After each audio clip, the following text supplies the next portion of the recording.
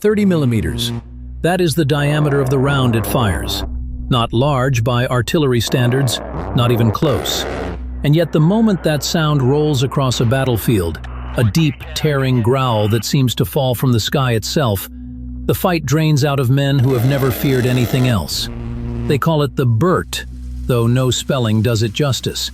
It is the voice of the GAU-8 Avenger, the cannon at the heart of the A-10 Warthog. And in nearly half a century of stealth fighters, guided bombs and weapons that cost more than entire squadrons of older aircraft, no one, not the United States, not anyone, has ever managed to replace it. Let me explain why. Most aircraft are built the way you would expect. Engineers start with aerodynamics, with engines, with a mission profile, and somewhere down the line they decide what weapons to hang beneath the wings. The A-10 was born the other way around. Before there was a fuselage, before there was a wing, there was the gun. The designers chose the cannon first and then built an aircraft around it. That is not a figure of speech. The plane is, quite literally, a flying mount for one of the most fearsome guns ever bolted to anything that flies. And here is where it gets interesting. That gun is enormous, nearly 6 meters long, roughly the length of a small car standing on end. It fills the entire center of the aircraft.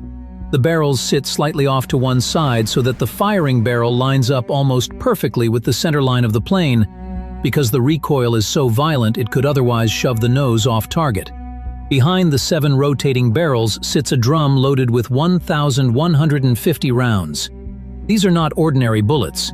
They are high-explosive incendiary shells, each one capable of tearing through the top armor of a tank, the thinnest, most vulnerable part, turning a war machine into a burning wreck in seconds. That is why the Warthog earned its other name, the Tank Buster. But the engineering runs deeper than raw size. The feed system is linkless, meaning the rounds are not held together by a metal belt that has to be thrown away. And the spent casings? They are not dumped into the slipstream where they could smash into the airframe. Instead, the system pulls them back into the drum. Think about that for a moment. The gun cleans up after itself mid-fire to protect the very aircraft carrying it. The whole mechanism runs on hydraulic power, and not one system, but 2 independent ones, each fed by a pump tied to a separate engine. If one fails, the other keeps the gun alive. Redundancy built into every layer because the men who designed this thing assumed it would be shot at, constantly. And it was. It still is. Now, why does any of this matter in an age when a bomb can fly through a chosen window from 40 kilometers away? Here is the part most people never appreciate. The A-10's gun is one of the only unguided weapons in the entire United States Air Force inventory that remains not just relevant, but, in certain situations, more precise than the smart bombs everyone praises. When friendly troops are pinned down, when the enemy is danger close, when there are civilians in the buildings nearby, a 1,000-kilogram guided bomb is the last thing anyone wants overhead. It is too big, too blunt, too final. But a short burst from the Avenger, placed by a pilot who can see exactly what he is hitting, can break up an attack without leveling the neighborhood. That is what the professionals mean when they call it a low collateral damage weapon. In the murky, close, confusing fights where lives hang on meters, the old gun saves more people than any bomb ever could. And here is something few outside the close air support community ever learn. For some A-10 units, the so-called dynamic strikes, the immediate called-in-the-moment requests from troops in contact, account for as much as 90% of what they actually do. This is not a plane that waits for a carefully planned coalition operation. It loiters. It circles overhead for hours, far longer than a fast jet ever could, ready to roll in the instant a voice on the radio screams for help. That loiter time, that patience, is part of why ground troops love it the way they do. Which raises a question worth arguing about. In a world obsessed with hypersonics, drones, and artificial intelligence, should a military still pour resources into a slow, ugly, decades-old gun platform? Or is the Warthog a relic clinging to a war that ended before most of its pilots were born?